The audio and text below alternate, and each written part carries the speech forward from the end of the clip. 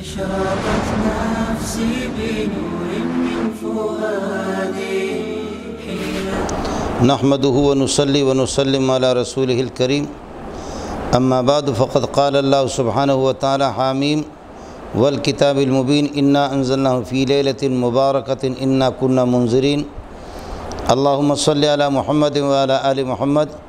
كما صليت على إبراهيم وعلى آل إبراهيم إنك حميد مجيد اللهم بارك على محمد وعلى آل محمد كما باركت على إبراهيم وعلى آل إبراهيم إنك حميد مجيد۔ معزز سامعین، محترم خواتین و حضرات، شب برات کے بارے میں کچھ اختلاف علماء کا اور عوام میں ایک تشویش کہ شب برات کے فضائل اور پھر 15ویں تاریخ کو یہ کہ روزہ رکھنا، اس کے فضائل،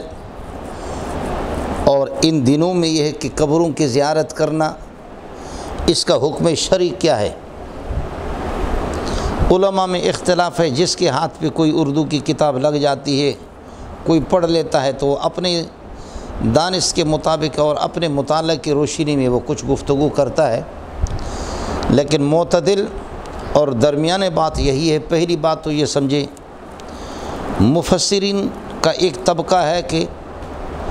انا انزلناہ فی لیلۃ مبارکۃ انا کنا منذرین، سورہ دخان کی اس آیت سے شب برات وہ مراد لیتے ہیں، لیکن جمہور مفسرین اور محققین کی رائے اور محدثین کی رائے یہ ہے احادیث و فضائل لیلۃ من نصف شعبان کلھا واہیۃ، نصف شعبان سے متعلق اور اس کی فضیلت سے متعلق جتنی روایتیں ہیں وہ سند کے اعتبار سے کمزور ہیں۔ اس وجہ سے اس میں اعتدال کی بات یہی ہے کہ ان تمام احادیث کو اس طرح ضعیف قرار دے کر کے نظر انداز کر دینا تو ٹھیک نہیں ہے۔ کثرت سے روایتیں، تعدد طرق ہے،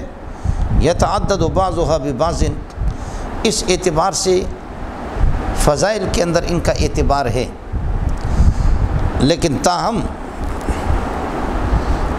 اگر ان روایت کو نظر انداز کیا جائے تو پھر ہم دوستوں سے یہ کہتے ہیں کہ آپ نے اگر روزہ رکھنا ہے تو احادیث صحیح سے ثابت ہے کہ ہر مہینے کے 13، 14 اور 15 یہ 3 دن کے روزے ویسے ہی ثابت ہے سنت صحیح سے اور احادیث صحیح سے، اس لیے 15 کو روزہ رکھیں اور 14 کو رکھیں اور 13 کو رکھیں۔ آپ اس کو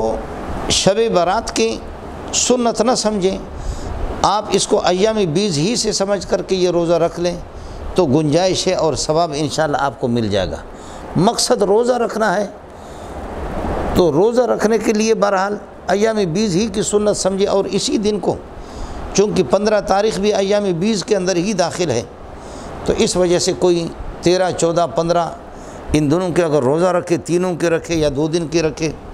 1 دن کی رکھے تو اس کی گنجائش ہے،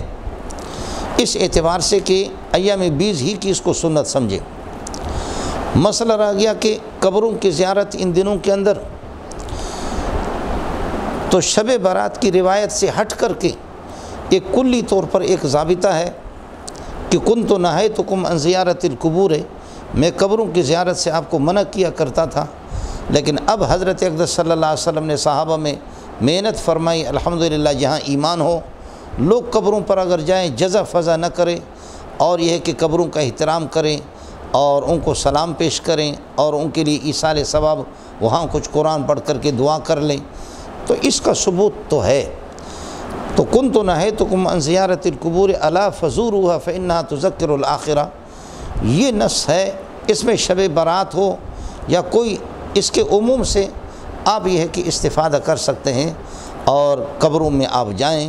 کہ پیارے پیغمبر صلی اللہ علیہ وسلم نے خود ہمیں ترغیب دی ہے کہ قبروں میں جائیں، تو پھر آپ کو موت کا استحضار ہوگا، اور بڑے بڑے لوگوں کو آپ دیکھیں گے کہ یہ اللہ کو پیارے ہو گئے، السلام علیکم یا اہل القبور یغفر اللہ لنا ولکم انتم سلفنا ونحن لاحقون بالعصر، یہ سلام پیش کریں اور یہ دعا پڑھیں، تو اس کی گنجائش ہے اور اس پر یہ ہے کہ عمل ہونا چاہیے۔ باقی جو خرافات ہیں شب برات میں پٹاخے اور اس طرح بڑی بڑی دعوتوں کا اہتمام اور ایسی ایسی مجالس کا اہتمام کر لینا کہ وہ مجالس غیر شرعی، تو اس کو بھی سمجھ لے کہ ہمارے اکابرین جیسے کہ ابن بطہ ہے اور بہت سے بزرگوں کے بارے میں لکھتے ہیں کہ وہ شب برات میں شہروں کو چھوڑ کر کے جنگلوں میں نکل جاتے تھے کہ شب برات کو بدنام کر کے، اور اس میں یہ ہے کہ غیر شرعی مجالس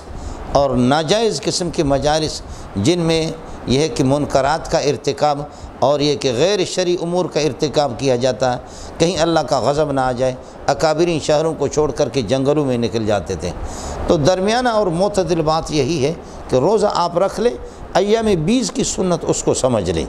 اور وہ بالکل احادیث سے صحیح سے ثابت ہے۔ قبروں کی زیارت کے لیے جائیں تو پیارے پیغمبر صلی اللہ علیہ وسلم کی عمومی اس روایت سے جو ایک ضابطہ ہے، کنتو نہیتکم من زیارت القبور الا فزوروہا، آپ زیارت کر سکتے ہیں۔